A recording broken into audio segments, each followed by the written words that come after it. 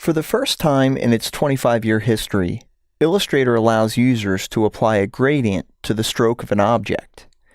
No longer is it necessary to expand stroked objects in order to apply gradients to those elements.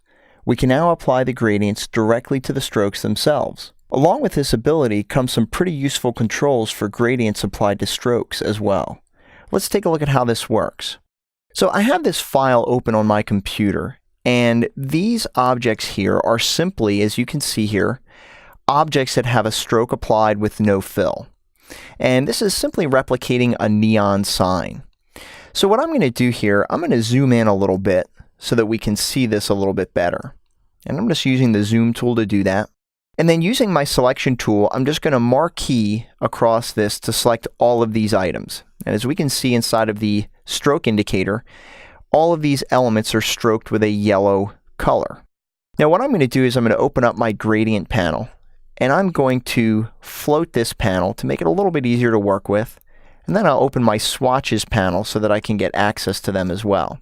Now with the object selected and with my stroke active, I'm going to make sure that in the type drop-down menu I choose linear. And you're going to notice now that the gradient is applied directly to the stroke itself, which is incredibly powerful.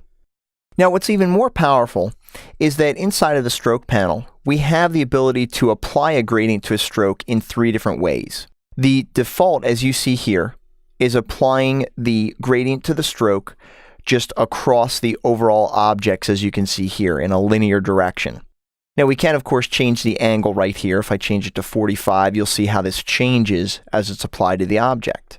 The second button allows me to apply the gradient along the stroke. So this is really great because as you can see, it starts at the beginning of the path and then extends to the end of the path in every example, as you can see here.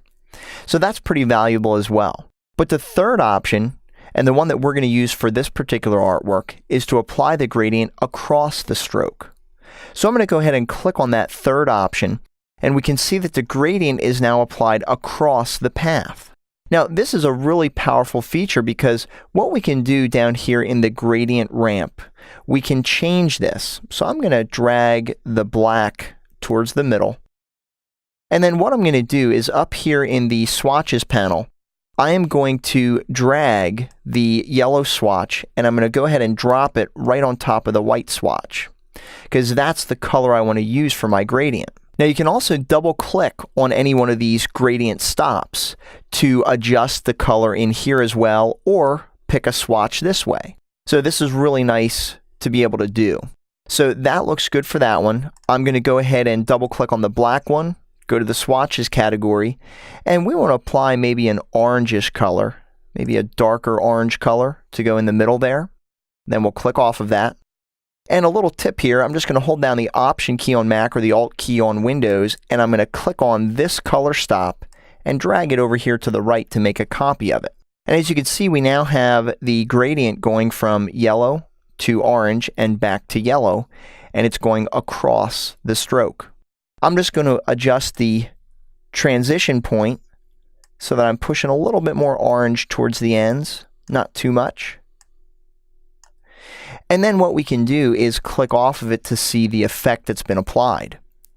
To finish up this artwork, we can go to our layers panel and just turn on the blur layer so that we get a little bit of an outer glow applied to that.